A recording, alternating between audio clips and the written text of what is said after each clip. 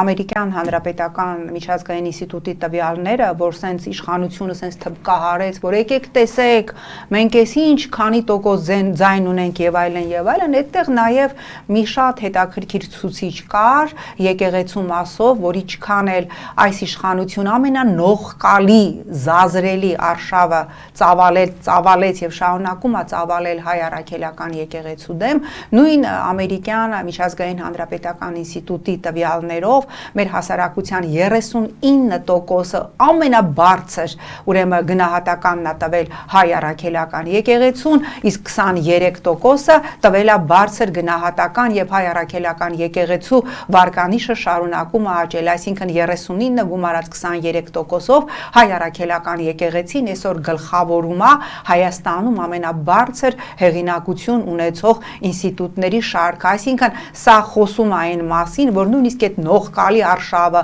Արշակ Սրբազանի ջեբը պլան գցելը, Միքայել եւ Բակրատ Սրբազաններին անհեթեթ գործերով կալանավորելը, Մկրտիչ Սրբազանին կալանավորելը, որ 18 թվականին չգիտեմ ում ուղղորդելա, որ չգիտեմ ինչ անի,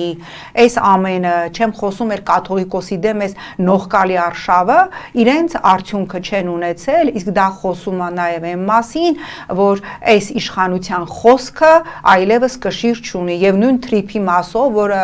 ես չգիտեմ այլևս այս աշխարհակաղակական իրավիճակում իր ակտուալությունը պահելա թե ոչ,